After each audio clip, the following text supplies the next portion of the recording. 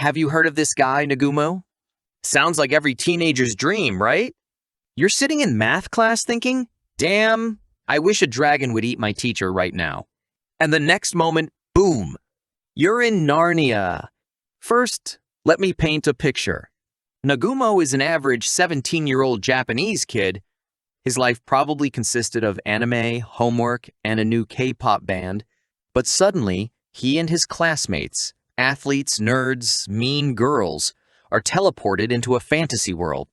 It's like a school field trip, only with more dragons and less adult supervision. Every kid gets a superpower. Now, while some get cool stuff like fireball or thunder, punch, boy Hajime gets fusion. That's like giving someone a calculator in a gunfight. No wonder he's become a laughingstock. And then there's that dungeon hike. Yeah, it seems even fantasy worlds need electives for college entrance. Hajime tries to fight the monster, gets rebuffed, and the team leader says, "Brother, you need practice." No kidding. But then drama happens. A shiny crystal appears, and like moths to a flame, one guy runs towards it. But surprise, surprise, it's a trap. They all teleport away, monsters appear, and of course a big bad dragon. The leader tries to impersonate David Copperfield, creates a blue dome, but the dragon prevents it from destroying him. Then our boy Hajime, thinking quickly, uses his ability to synthesize to create a wall. Not the most exciting thing, but hey, it gave them some time. But just as he feels like a hero and starts running to his friends, someone's jealous ass releases a magic ball at him and our hero.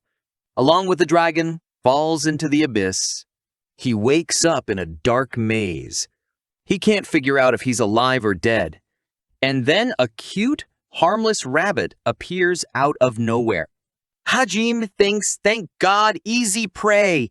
But this isn't Bugs Bunny, folks. This rabbit destroys wolves like they're made of paper. But hold on. A bear comes along, eats the rabbit, and looks to Hajime as his next appetizer. This bear doesn't just want a hug, it keeps hunting. It takes Hajime's hand and eats it as an appetizer. In a panic, the hero tries to escape using the transformation spell. Realizing that he is bleeding to death, he begins to faint, but notices a life-saving rock. Now, here's if I'd lost my arm to a bear in a dark, creepy maze, I'd probably chalk it up. But not our boy.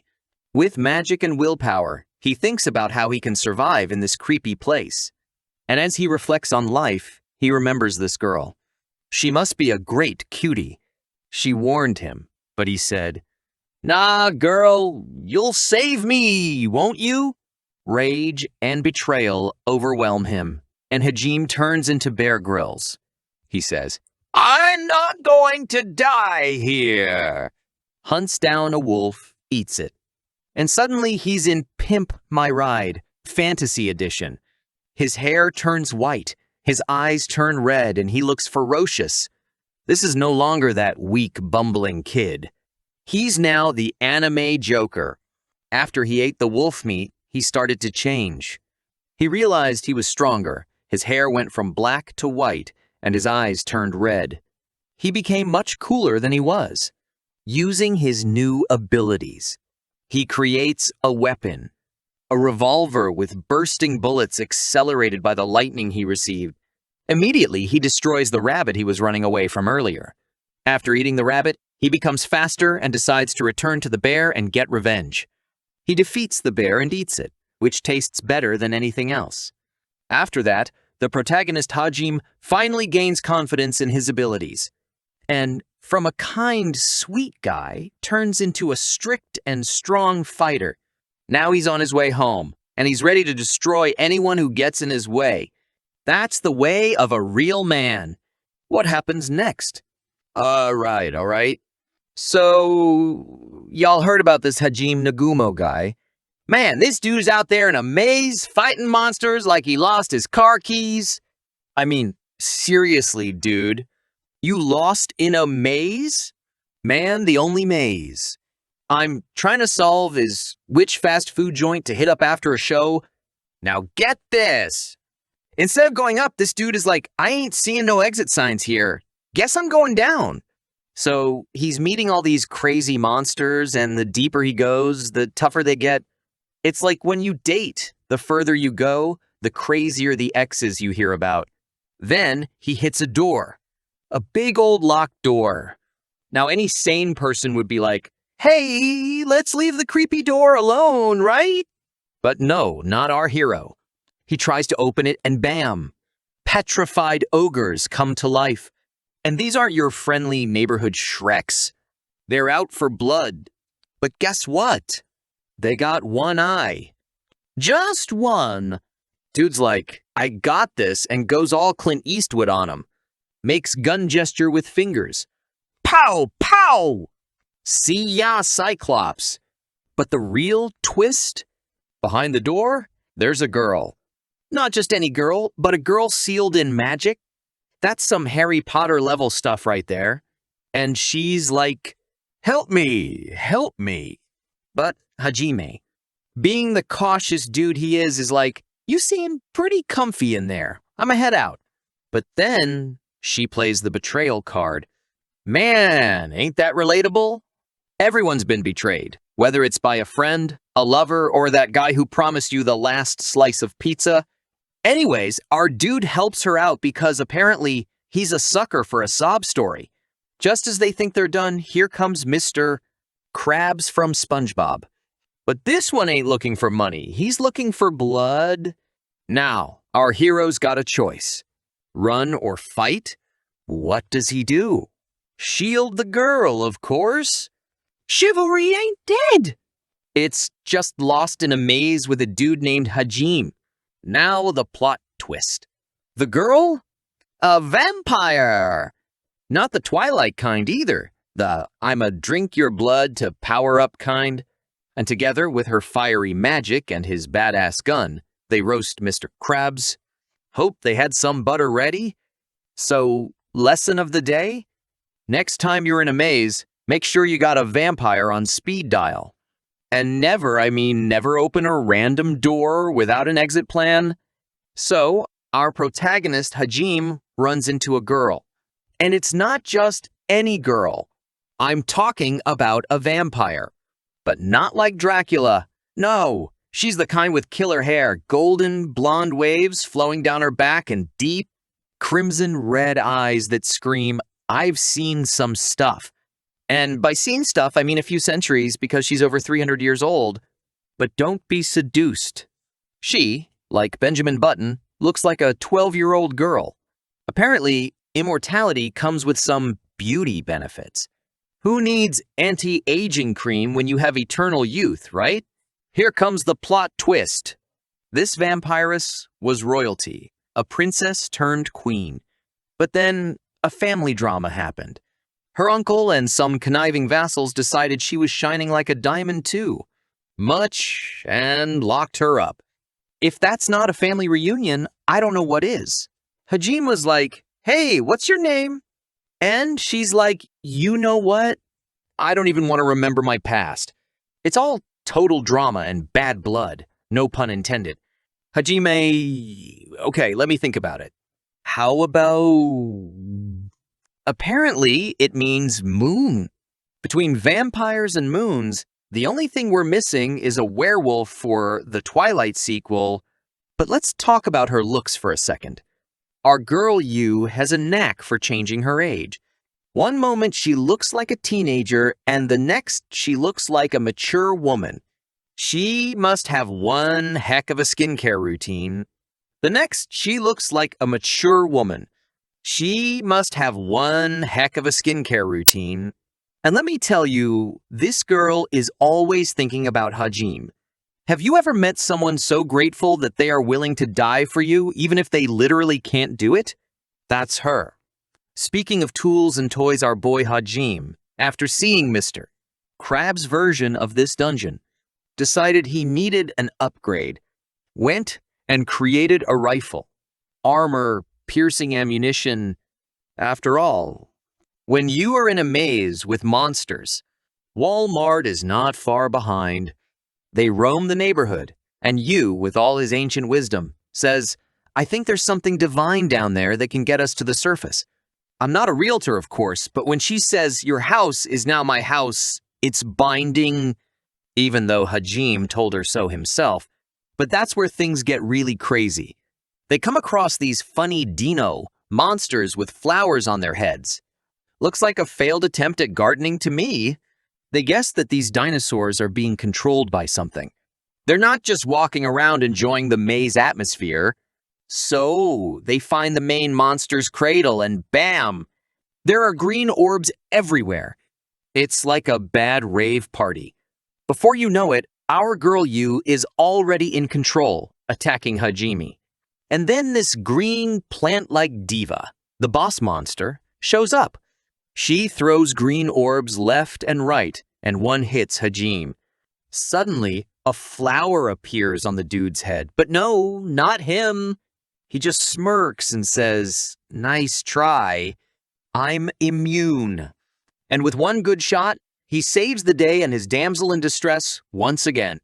If you find yourself in a maze with monsters, make sure you have a vampire and a good rifle on your side. Now, these two adventurers, strolling through the worst version of Disneyland you've ever seen, stumble upon the Hydra logo, and I ain't talking about a designer brand. We're talking a multi-headed Hydra. You think having one boss at work is bad? Try dealing with a monster that can argue with itself. The fight is on! Hajime's busting out everything in his arsenal. Yu's dropping fireballs like it's a 4th of July BBK. But then, plot twist! This Hydra ain't playing. Out come these creepy purple spheres, shooting magic beams like it's laser tag on steroids. And let me tell you, our man Hajime, he ain't ready. He's on the floor, looking like he just saw the bill after taking his date to a 5-star restaurant. But you, oh man, this girl, she's like, "Hold my earrings." And with the battle cry of "It's my turn to save you," this vampire queen grabs a revolver. I mean, who even gave her a gun? But then life throws a curveball. That Hydra ain't playing fair, and down goes our girl. It's heartbreaking, like seeing your team lose in the last minute of the game. But wait, it ain't over. Hajime, my man, gets a power-up. Like when you get that second wind after a long day and still need to clean the house. Dude goes supersonic. Speed, agility, everything dialed up to 100. And with that burst of energy, Hydra's toast. So they get down there, right? And instead of finding the world's most terrifying monster, they find a skeleton sitting on a throne. Sounds like my family reunions. And as Hajime walks up to it, I'm thinking, man, that's like walking up to your credit card statement after a weekend in Vegas. Ain't nothing good about to pop out. But plot twist. Instead of a monster, we got this holographic spirit named Oscar, giving out advice like a discounted Obi-Wan Kenobi. Turns out Oscar isn't there for some deep philosophical chit-chat. No, he's just a pre-recorded message. Imagine getting to the end of a haunted house, and instead of a ghost, there's just a voicemail. Now, this Oscar fella transfers all his wisdom to Hajime and tells him there's more mazes with their own set of troubles.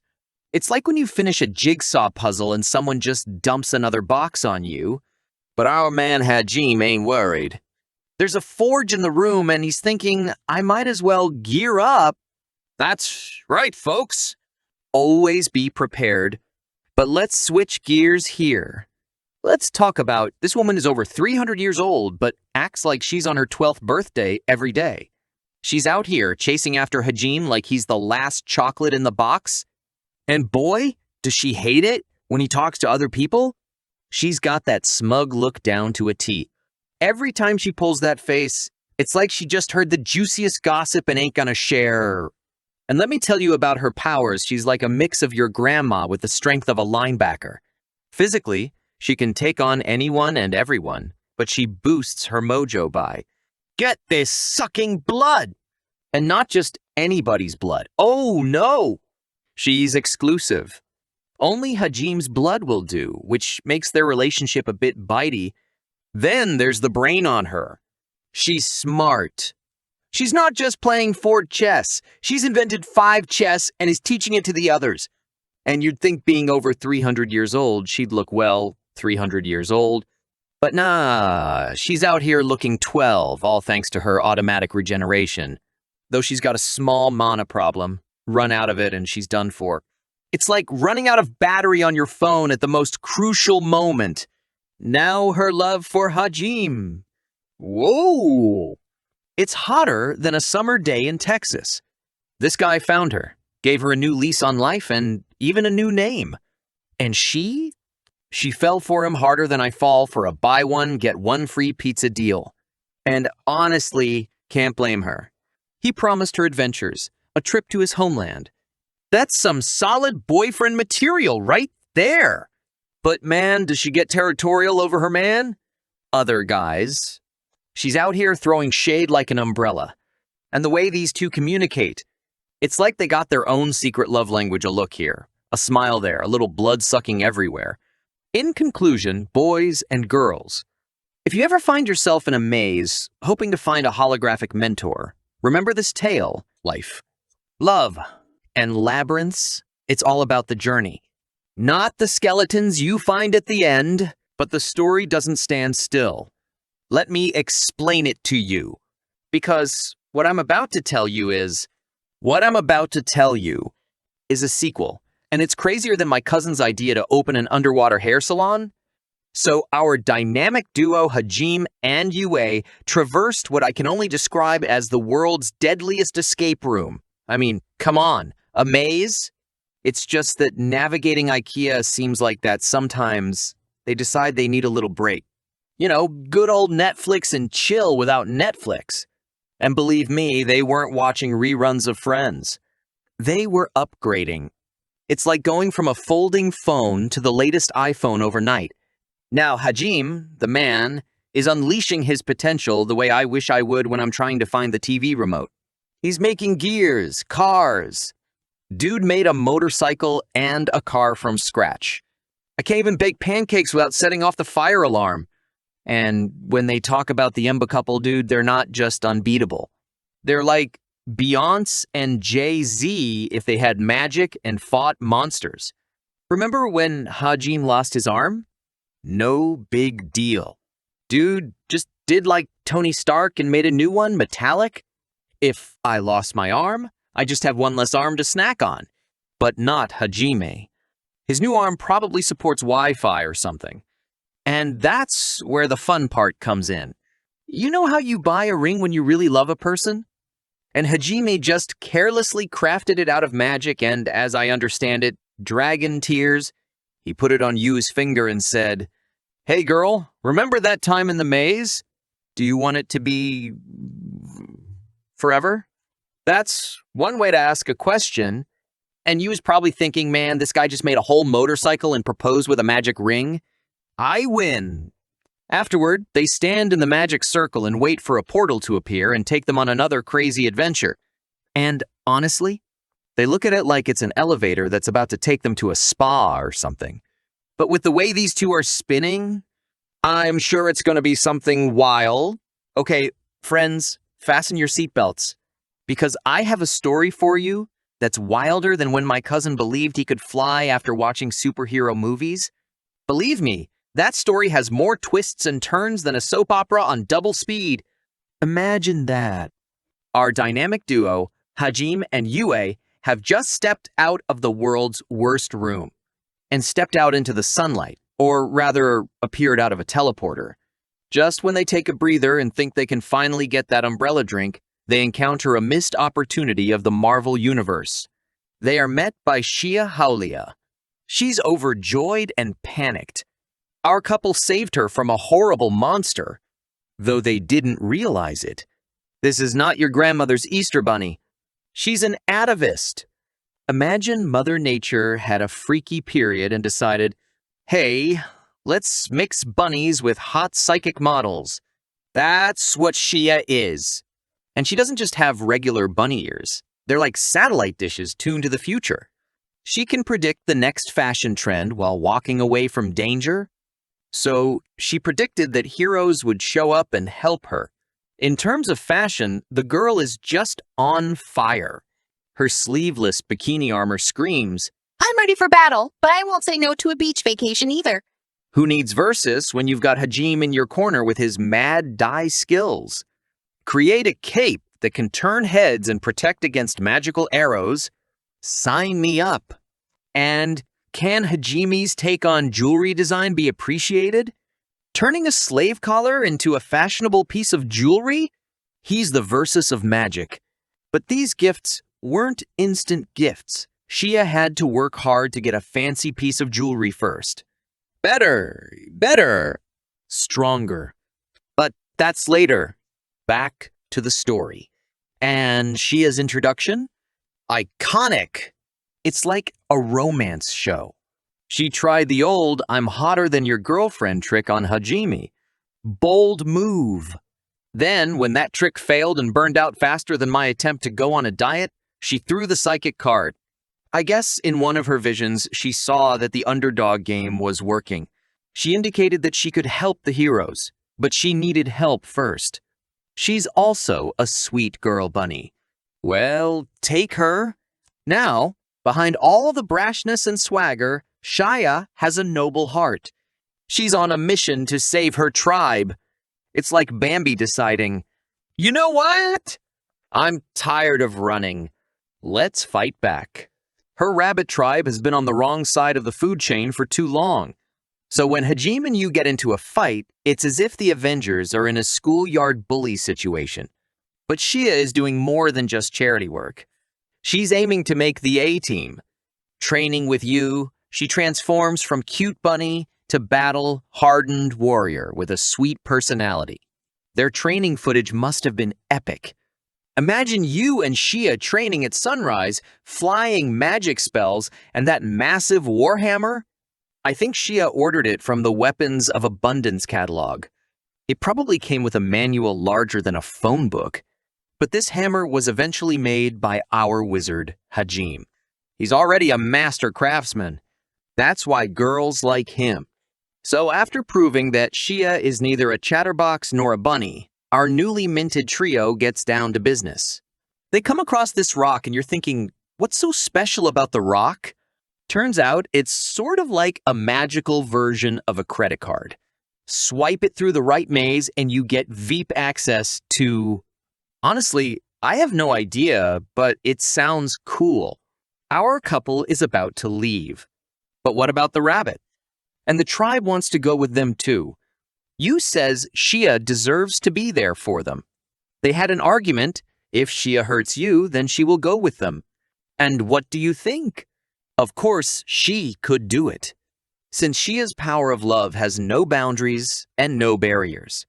She will follow Hajime anywhere. But here with the tribe, Hajime decided to explain everything himself. He said that he would come back for them. When he needs help, they must be ready. The first stop on their magical mystery tour? The labyrinth. Shiya was the first to discover it.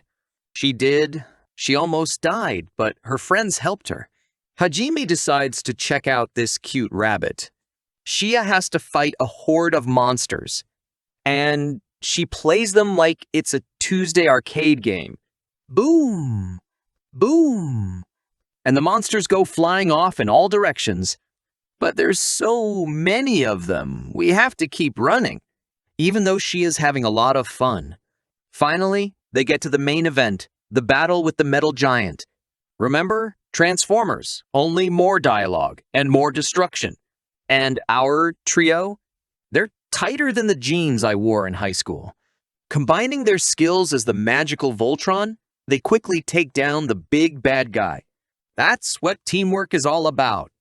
And that's when Hajime realized that this cute bunny, asked to be on the team for a reason, she's really cool and cute to boot.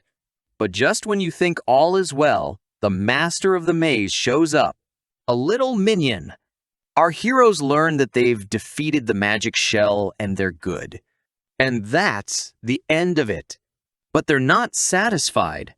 They thought, well, he's a sneaky little prankster. After giving the master a good shake, the squad gets the coveted element and lots of cool stuff. Now, they are at peace again, with new challenges on the horizon. Shiya has her eyes on the prize, and by prize, I mean Hajime. You and Shiya's friendship is like a magical tennis match. Each is trying to outdo the other in the competition for Hajime's attention. But behind the rivalry lies respect, camaraderie, and a hint of may the best woman win. In conclusion, if someone tries to spin you a story about their wild weekend, just ask them, was there a psychic warrior rabbit there? If the answer is no, then you have a better story up your sleeve. It's a very hot story. So it's about a dragon girl. But how did she end up in Hajime's squad? First, our heroes were tasked with finding a missing nobleman who went to explore the dark forest with other fighters. But as time passed, no one returned. Hajime agreed in return for a favor, creating adventurer cards for his squad. After a long search, the guy was found, but it turns out that their squad was attacked by a dragon. It's been a long time since anyone has seen them, and he's the only survivor. There's some doubt. But then the facts came out. The dragon attacks again. After a brief battle, Hajime interrogates the dragon. Why does the dragon attack humans? At first, it was learned that this dragon, a girl.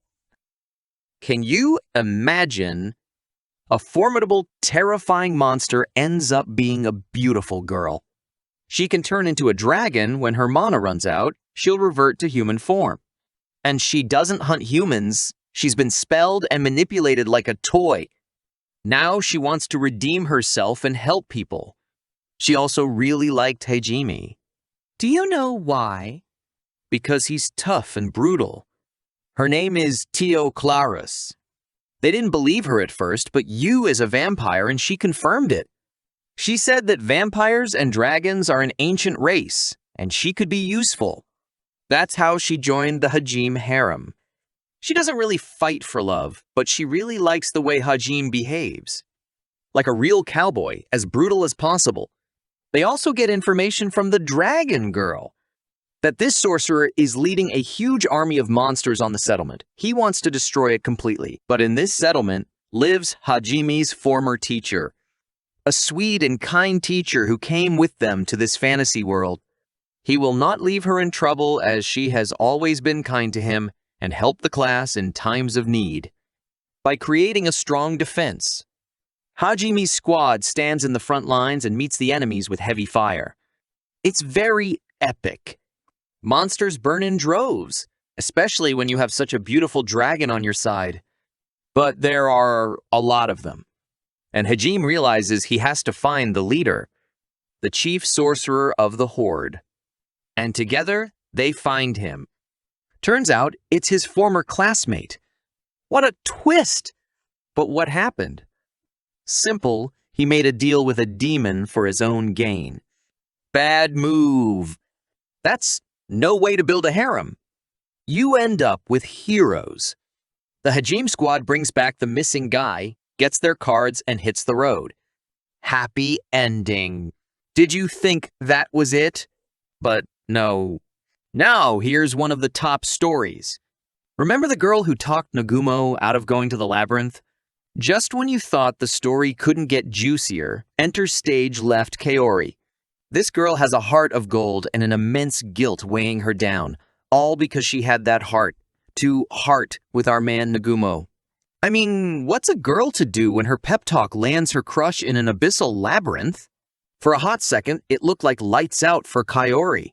You could practically hear the soap opera dramatic music playing. But don't worry, here comes her bestie Shizuku slashing through with her sword and sense of duty. Picture Shizuku, a blend of samurai badassery and beauty. If Mulan and Wonder Woman had a love child, it would be Shizuku. These two? They're a dynamic duo for the ages. While Kaori's out here with her priestess, powers the kind that makes you wish you had her on speed dial, every flu season Shizuku's sharpening her sword, making it known she's not one to be trifled with. Driven by Nagumo's mysterious disappearance, the duo plunged back into the labyrinth, but the plot thickens. They find themselves facing the sequel to their dragon battle. Enter the big bad, a demon who's watched way too many recruitment ads. He's got a minion, a former classmate, and eyes set on amassing more members. Tensions rise, monsters pop out like a twisted jackin. The box, and just when things seem bleaker than a British weather forecast, cue the dramatic entrance. Nagumo, flanked by his glamorous entourage, arrives. It's like when your favorite band does a surprise entry at a concert. For Kaori, it's a flood of emotions. The boy she thought was lost forever stands before her, sporting a new bad boy aura. Shizuku, ever the skeptic, takes a moment but soon realizes that it's their old friend, albeit with a glow-up. Baddies dispatched, day saved Nagumo, in all his newfound glory, is ready to head out. But wait! Drama alert! Kaori, bless her heart, lets it all out. All that pent-up love and worry come gushing out like a dam breaking. It's like watching one of those movie moments where everything is in slow motion and you're yelling at the screen, "Go girl!" Shizuku, ever the loyal friend, decides she's in for the long haul too. They're essentially saying, "You're stuck with us now, Nagumo." No takesies, backsize. The story's hero? He's caught in a delightful dilemma. Instead of one or two, he's now got an entourage of powerful beauties. Now, that's a happy ending for sure. Thanks for watching. Don't forget to subscribe to the channel and put a bell